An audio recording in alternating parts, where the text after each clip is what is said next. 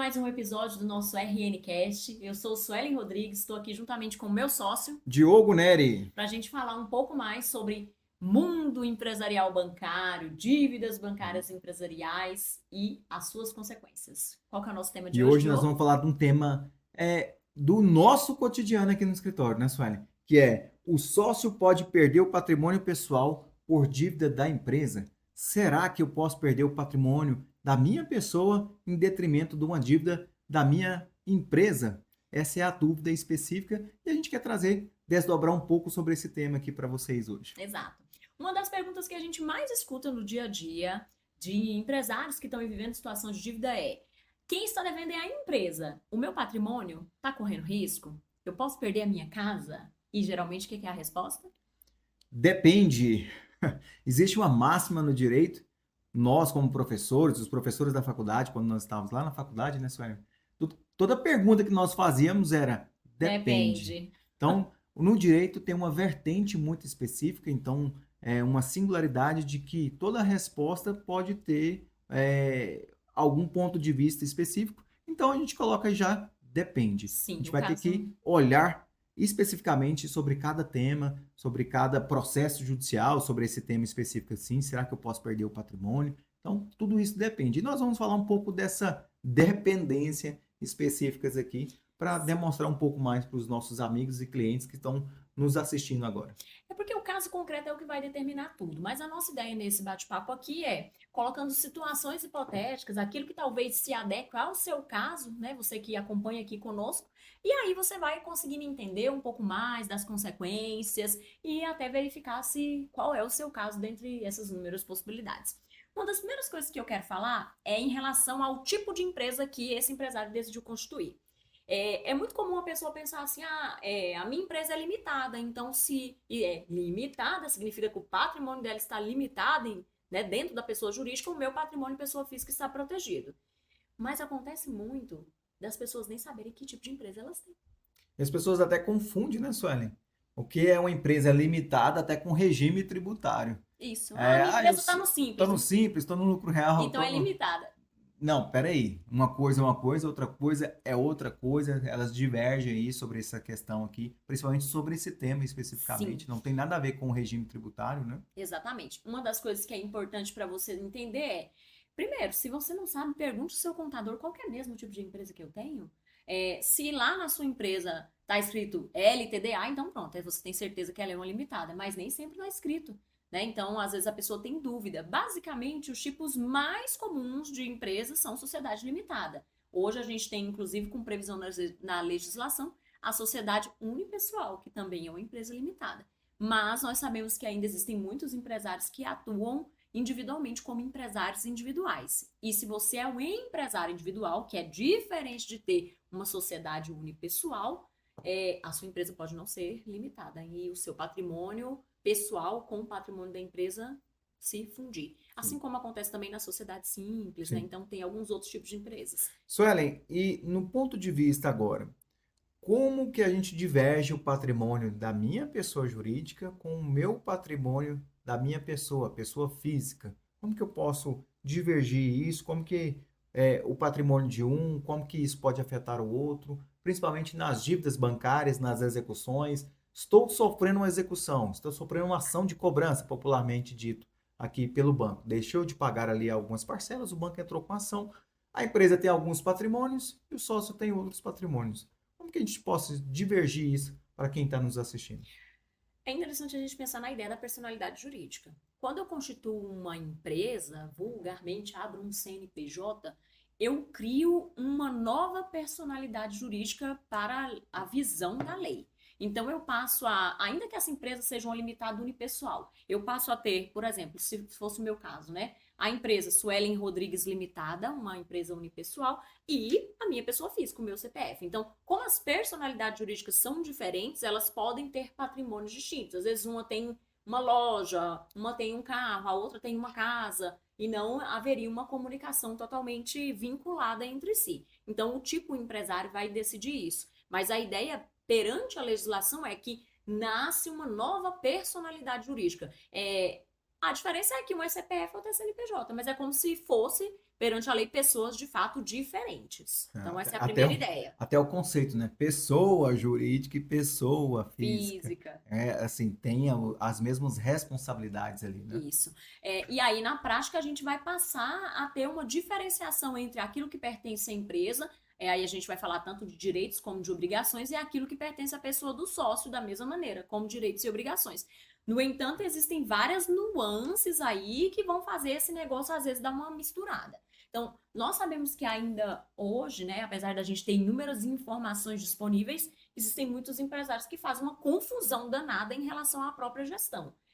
Paga a escola dos filhos pela conta da PJ, e faz uma mistura mesmo. Aí Não isso tem distinção de cartão corporativo, de cartão pessoal de forma alguma, pessoal, né? aí quando você vê na contabilidade da empresa, tem lá coisas que uma empresa jamais usaria, assim, coisas de cunho muitíssimo pessoal, né? Então, e isso pode gerar, aos olhos da legislação, o que se chama de confusão patrimonial. Então, Uhum. se você tem uma empresa, uma personalidade jurídica e a sua pessoa física, que ela está se confundindo muito, isso pode lá na frente talvez dar algum problema quando a gente está falando aqui no caso de obrigações da empresa. Essa empresa ficou devendo, ela vai ser a executada, via de regra, ela é a devedora.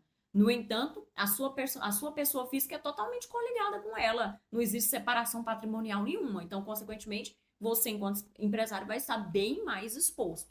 Então, talvez uma regra de ouro seja financeiramente organizado Organizado. em relação ao É. que é da empresa e E o que é quando a da gente vai pessoa. para, de fato, essa distinção que a gente acabou de falar, qual que é o grande risco? Eu até coloco para você. Qual que é o grande risco? Vamos fazer uma analogia aqui básica, Suelen, que é a analogia lá do aluguel. Uhum. Aí eu loquei aqui um imóvel específico e chamei aqui o meu melhor amigo para ser meu avalista. E na empresa é quase que a gente traz essa questão do aluguel, que é popularmente todo mundo conhece, né? Avalista ali, Fiador. fiador. E nos contratos bancários também existe essa analogia do aval. Como que a gente pode levar isso para as pessoas que estão nos ouvindo agora sobre esse maior risco agora da empresa? Pegou um capital de giro de R$ 1 milhão. Só que o sócio vai assinar. Sim. Só que ele não vai assinar porque ele é sócio da empresa, porque precisa da pessoa jurídica Também, mas não assinar. só. Como que a gente possa explicar isso para os nossos ouvintes agora? Aí a gente já sai dessa ótica da separação totalmente de uma dívida que pertenceu à empresa para trazer o sócio como corresponsável. Tem um conceito interessante a gente fala muito em direito, que é a diferença entre a obrigação e a responsabilidade. Então, quando a empresa vai lá e pega um empréstimo, apenas a pessoa jurídica e o sócio só assina em representação da empresa, é só porque a empresa não tem mão, né, gente? Então alguém tem que ir lá e assinar Uhum. por ela. O sócio está assinando em nome da empresa. Agora, na maioria, Ele é o administrador daquela pessoa isso, jurídica, na né? maioria esmagadora dos contratos, o sócio está assinando ali não apenas em representação da empresa, mas como avalista. E aí, quando a gente já pensa no aval, existe uma responsabilidade solidária. Então, se você foi lá, pegou um empréstimo. Deixa eu distinguir essa responsabilidade solidária especificamente. Uhum. Porque eu atendo clientes aqui no escritório e toda semana alguém fala para mim: não, mas primeiro vai no patrimônio da empresa, né? Essa é a primeira pergunta que eles fazem. Primeiro vai penhorar as contas da empresa, né? Né? Não é. Não é bem assim. A gente vai ter que explicar o risco, a sistemática de um processo judicial de execução, como que funciona, e principalmente quando a gente vai lá nas garantias, ou garantia por aval, ou garantia real, especificamente nos contratos, mas é sobre isso que eu quero trazer. É responsabilidade solidária, em Solidária. conjunto. Vai todo mundo junto sofrer as mesmas consequências nos mesmos atos. Então, só deixando especificamente isso. Essa responsabilidade é solidária e responde sim ao mesmo tempo e em conjunto. E isso acontece muitas vezes porque existem muitos casos. Vamos abrir uma hipótese aqui de uma empresa nova, uma empresa que está operando, sei lá, um ano, uma empresa mais jovem. Muitas vezes o banco traz uma linha de crédito muito interessante para essa empresa, não pela empresa em si, mas pelo sócio que vai assinar como avalista e garantidor daquela dívida. Então, talvez o banco está te abrindo uma linha de crédito interessante, não porque a sua empresa tem uma grande capacidade de pagamento, mas porque ela sabe que vai vir como avalista, vai vir como co-obrigado ali um sócio que tem talvez uma capacidade de pagamento grande, ele sim, enquanto pessoa É física, a né? garantia do banco para liberar o dinheiro, né? Exatamente. Mesmo porque, às vezes, igual você citou aqui agora, uma empresa de quê que você citou? Um Um ano. jovem, Então, assim, o banco ainda não tem um relacionamento próprio para liberar 1 milhão, 2, 3, 5, 10, que seja. mas às vezes para o seu CPF tem. Mas o sócio já teve muito relacionamento, já tem um laço probatório ali de patrimônio, de relacionamento com o banco, e assim, um está garantindo o outro, né? A Exato. atividade econômica daquela empresa está garantindo, está sendo garantida pelo sócio que já tem ali um certo capital, uma certa Um garantia, né? crédito, Um às crédito. vezes, já é cliente há mais tempo daquele banco, Sim. então vai depender. Como o Diogo comentou aqui essa questão de aval e fiança, vamos dar uma pincelada nisso aqui de Vamos lá. diferença? Contratos bancários, sendo muito sincera, eu não tenho recordação de ver um contrato bancário que tem fiança. Assim, não tenho. Eu 99% até para distinguir tudo isso que eu falei, eu só trouxe lá a analogia do aluguel para a gente só lembrar, para né? trazer aqui Uhum. algo parecido, mas nos contratos bancários Via de regra é geralmente aval. é avalista. É. O avalista ali, o aval, a garantia sobre o aval especificamente, né? E assim, só dando uma pincelada no assunto para tentar fazer essa distinção para vocês que estão nos acompanhando aqui, ambos assinam ali junto, a diferença é, no aval existe a solidariedade propriamente dita, a pessoa já assina como co-obrigado daquela responsabilidade perante o banco. A fiança, ela traz uma diferença no sentido de que, até você comentou que os clientes perguntam, primeiro executa a empresa e depois executa o fiador. É muito comum, é uma garantia muito comum, principalmente no pessoal que trabalha com locação, mas existe ainda na fiança a pegadinha, né? Muitas vezes o contrato prevê lá a chamada renúncia ao benefício de ordem. Jordan. Uhum. O benefício de ordem significa primeiro eu executo aquele que é o titular, o número 1 da dívida, para depois o fiador. Mas ainda que for uma fiança, se tiver lá uma renúncia ao benefício de ordem, vai executar todo mundo junto e não vai mudar nada. Mas 99% dos contratos bancários que com certeza você assinou, se você pegou um empréstimo, ele foi feito através de aval e não fiança. Sim. Então nem tem benefício de ordem, não tem nada disso. Inclusive, Suelen, lá nos contratos bancários, vai estar explicando sobre isso. Sim. Só que eu até dei uma palestra essa semana e no auditório que tinha mais de 60 empresários lá e falei sobre essas questões, né? O nosso tema lá era o que você sabe, inclusive a gente pode trazer aqui para o nosso podcast, né? Que você não O que sabe. você não sabe, mas que o banco sabe sobre você e sua empresa. As famosas letrinhas miúdas. Então, lá no contrato, quando você assina ali especificamente como avalista, sócio responsável e tudo mais, está especificado sobre essa distinção e sobre a solidariedade sua com o banco, sobre aquele contrato, né? Ah. Inclusive, as esposas ou os Cônjuge. esposos, os cônjuges aí, eles assinam em conjunto também. Sim. É uma obrigação do banco pedindo ali para fazer essa outorga, né? Para Uhum. liberar o crédito. Então, até Se trazer você essa assinou, se segurança. a sua esposa assinou, não tenha dúvida, é aval. Não Sim, tem dúvida. sim. A dívida é de vocês três, da empresa, sua e do seu cônjuge. Já é um fato. Suelen, e nesse ponto, agora, pessoa jurídica, crédito para empresa, capital de giro, vamos colocar aqui a nossa analogia, o nosso exemplo desse podcast hoje de R$ 1 milhão.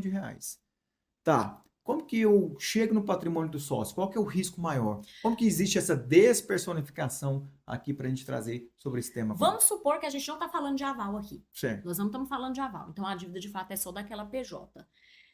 Existe um instituto jurídico chamado Desconsideração da Personalidade Jurídica. Então, quando a gente entra nessa via aqui, nós já vamos trabalhar na parte judicial propriamente dita. A empresa ficou devendo, o banco foi lá, entrou com a ação contra a empresa, aquela empresa não tem patrimônio, vamos supor que é uma empresa que já encerrou a atividade, ou às vezes não tem nada, não tem um imóvel, não tem carro, não tem dinheiro na conta, não tem nada. O banco quer o dinheiro dele, ele emprestou o dinheiro, ele quer receber. Então, existe um instituto jurídico chamado Desconsideração da Personalidade Jurídica, que é uma medida judicial, que é feito um pedido perante o banco para quebrar essa responsabilidade que até então estava limitada na empresa e trazer como solidário dessa dívida dos sócios, ainda que não exista o aval. Então, existem alguns requisitos específicos e por isso que a gente falou lá no início da importância de ter uma separação entre pessoa física e jurídica. Uhum. Porque a principal fonte que faz com que bancos peçam a desconsideração da personalidade jurídica e atinjam sócios é a confusão patrimonial.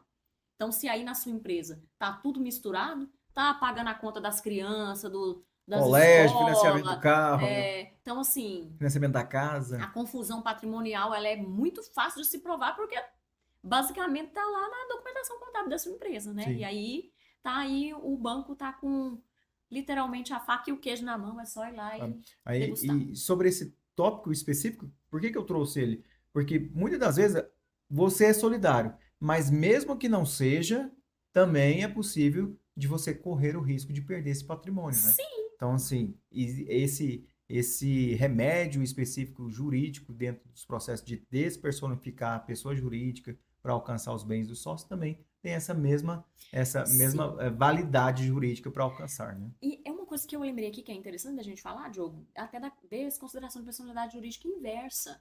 Porque vamos supor que esse contrato que você fez não foi no CNPJ, foi no seu CPF. A minha empresa não vai ser atingida? Acontece o mesmo instituto de forma inversa.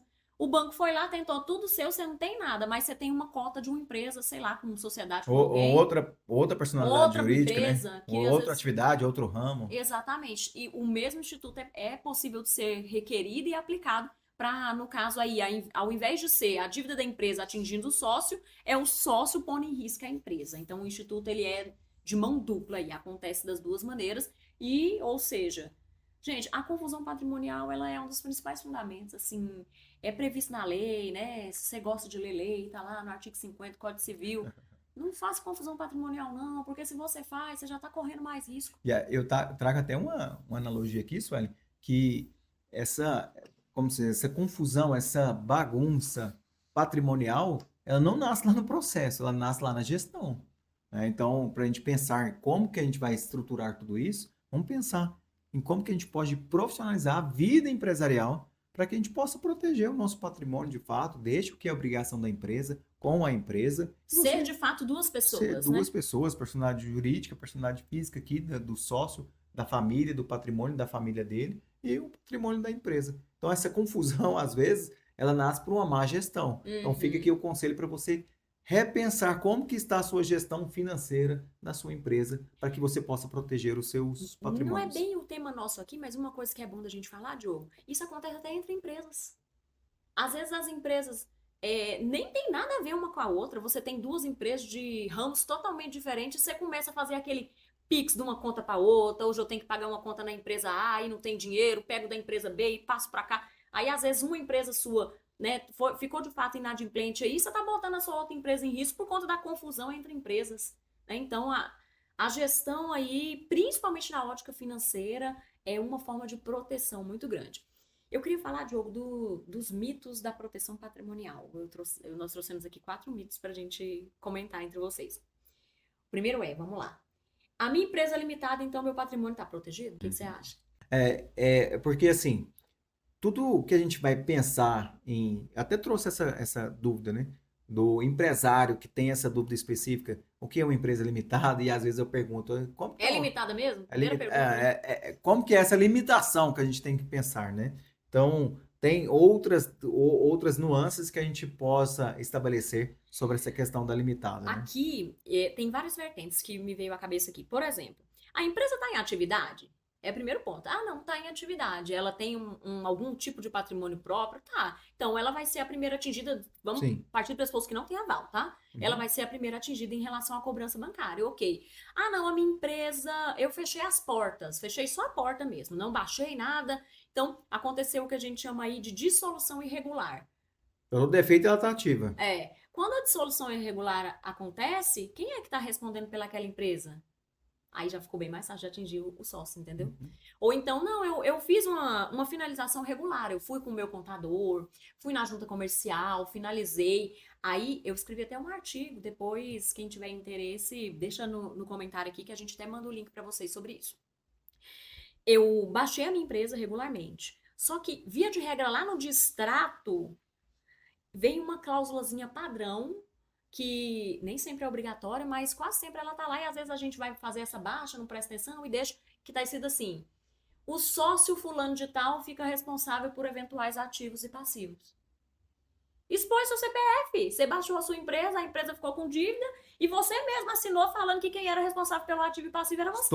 Estou pegando toda essa responsabilidade, Traz trazendo para para mim, mim. exatamente. facilitou a vida do banco? O banco vai lá na junta comercial e pega a cópia desse distrato, porque é um documento público, paga uma taxinha, pega a cópia, junta lá no processo e fala aqui, ó, fulano de tal falou que ele era o responsável. Então a empresa ficou devendo, chama ele. Sim. Então, é o primeiro mito. O segundo, Diogo, se eu transferir meus bens para os familiares, eu resolvo meu problema? E vou falar para você que esse tópico é o que eu mais ouço nas minhas reuniões aqui no escritório, para a gente dar as nossas consultorias em gestão de passivo. Que é, tá, vou pegar os bens e transferir agora para Vou pôr no minha nome da minha mulher. esposa, para o meu irmão, para minha tia, para minha avó, para o meu irmão. E Aí aqui aí vai ter os inúmeros dependes, né? Primeiro, é pro esposo, pro cônjuge. É casado? É regime? Que regime de casamento que é esse? Então, dependendo, não vai resolver nada. Vai dar uma dificultada, A gente vai tem que ter dar muita. tempo. Aqui eu não estou falando que é o certo e que é errado, estou falando sobre os riscos que a gente está falando São mitos, né? Que especificamente, a né? gente Ah, tá. então se eu transferir, acabou, não tem responsabilidade. Não. Não é bem assim, e nem é Ah, o correto de fato para a gente buscar uma resolução, uma solução para esse problema, né? Como que a talvez gente vai vai no máximo enfrentar? adiar o problema. Aí Sim. vamos pensar. Tá, transferir pra minha sogra, sei lá, meu sogro, uma pessoa um pouco, meu cunhado, um pouco mais distante. Quando que você transferiu? Você já estava devendo? Já tinha ação? Porque aí nós vamos entrar em outros institutos aqui, que é a fraude Por de que, consumidores, a por fraude. que que você fez Por isso, que né? que você Qual fez? o laço probatório dessa transferência? Ah, eu simulei uma compra e venda, eu doei, então assim, nós vamos abrir porta. Porque Significa uma resolução? existe um instituto também, Suelen, que é a fraude contra os credores, né? De toda a execução. Então, Exato. a gente tem que observar tudo isso, O esses sócio foi lá, caminhos. cheio de patrimônio, fez um contratão de 1 milhão, pegou o dinheiro, agora ele é um quebrado, ele não tem nada, olha que coisa incrível. Ele doou tudo, doou para os filhos, para os netos. Então, isso aqui é um mito que transferir para os parentes vai resolver? Nem sempre, tá? Então, é um risco. Terceiro mito, se eu sair da sociedade, eu deixo de ter responsabilidade. Ah, que legal. O que você acha disso? Eu tive um. Agora, por que que eu falo muito específico? Porque isso é o que a gente vive aqui, né? Sim. Todos os dias. Era dois irmãos. Então ele falou assim: então eu vou sair da sociedade, vou abrir outro CNPJ e vou resolver aqui as questões da minha empresa. E meu irmão, igual o exemplo a Vai me emprestar o Suelen, CPF dele aqui para a botar Suelen lá? não, a Suelen fica como responsável dessa dívida agora. Só que naquela época lá, os dois assinaram como Avalista. avalistas. Então, assim, essa solução, sair da sociedade, tirar um da sociedade, eu já vi até questões de marido e mulher que são sócios que divorciam se ali para distinguir Divórcio fake. o divórcio ali só para distinguir essa responsabilidade, e não é bem assim que funciona Então sobre tem que essas pensar bem questões. sobre isso aí, porque Então, talvez não ter vai resolver alguém, nada. um advogado especialista que vai te orientar e nem simplesmente confiar simplesmente num artigo, numa pesquisa aí no Google e outras plataformas para buscar algo específico. Vamos ter cautela para fazer todas essas coisas. Ah, isso daí tá na máxima inicial nossa, porque tudo depende. Então, Tudo depende, né? justo. E o último mito é, se a dívida está na empresa, nunca chegará à pessoa física. Acho que a gente já falou, Que já está mais né, que validado isso, né? que Porque não a existe isso. responsabilidade de um para o outro, e como que mesmo se não for uma responsabilidade solidária, mesmo assim ainda vai alcançar, né? Depois de sanar toda essa busca no patrimônio da empresa, existe a despersonificação da pessoa jurídica, e aí vai alcançar os sócios também. Então a gente E tem o que que ter a essa gente cautela. poderia, Diogo, nesse aspecto, falar aqui, né? Comentar com o empresário, no sentido dele entender assim, como que eu reduzo um pouco esses riscos, ou pelo menos eu sei onde que eu estou pisando, né? Popularmente falando. Primeiro ponto é um planejamento. Ter alguém, um braço direito, que entende de fato como que você vai fazer isso, porque as dívidas e os processos judiciais, os embrólios jurídicos, não é quando nasce o processo, quando nasce a dívida, e sim antes disso tudo isso, né? Sim. Então, antes de eu assinar um contrato, antes de eu ser sócio de uma empresa, ser o responsável daquela empresa, antes de pegar um empréstimo de 1 milhão aí junto com qualquer outro banco, ter essa segurança de saber os riscos que você está assumindo, né? Se eu não pagar, o que isso pode acontecer? Que isso vai me acarretar? Uma orientação que eu poderia deixar é: faça um levantamento de qual que é a situação dos seus contratos bancários. Então, onde tem aval, onde tem garantia real, às vezes tem um imóvel que você deu, um lote. Onde que o risco que eu estou exposto, né? Isso, às vezes, é recebíveis de cartão que estão ali como garantia. Então, faça um levantamento dos contratos e entenda quais foram as garantias que de fato foram ali prestadas para essa contratação e quais são os riscos. Como que eu faço isso? Talvez se você tiver algum tipo de conhecimento, você consegue fazer. Ah, eu não tenho muito conhecimento, então você precisa buscar uma assessoria especializada para te Sim. auxiliar nessa Ter fase. um profissional de confiança, da sua confiança, que vai poder te auxiliar, analisar onde que eu estou exposto, o que que eu posso fazer, qual que é o risco, e não sair fazendo, eu falo, jogar xadrez sem saber, pelo menos, as regras ali Básicas. sobre qual peça eu devo mexer e como que eu vou mexer essas Gente, peças. vou comentar uma coisa aqui. Nós atendemos uma cliente recentemente que falou que ela recebeu uma orientação de uma pessoa que não era da área jurídica, uma outra área, falando que ela poderia deixar de pagar o financiamento da casa, porque a casa era bem de família e não seria Penhorado, né? isso. Então, assim, gente, isso é uma aberração. É, Era primeiro, financiamento imobiliário, se né? é o financiamento imobiliário, a única garantia do banco é o próprio imóvel, então isso nunca vai acontecer. Ou então, ah, não, é uma hipoteca que você deu a casa, você que foi lá e deu a casa, entendeu? Então, esse instituto não vai te proteger. Então, assim, cuidado com coisas aleatórias, né? Analise com um profissional o seu caso específico. Lembra que a gente falou que tudo depende? Então, a gente tem que olhar para o seu caso. Então, qual que é o caso desse cliente? Ah, é esse. Então, conforme o seu caso, traçar uma estratégia. Então, é de extrema importância a gente Sim. fazer isso. Suelen, deixando um recado aqui para o meu querido ouvinte, amigo, empresário que está nos ouvindo, clientes. O seu patrimônio tem como a gente proteger, só que tem que fazer de forma correta, de forma justa, de forma certa, e não fazer aí conforme os desejos, os riscos.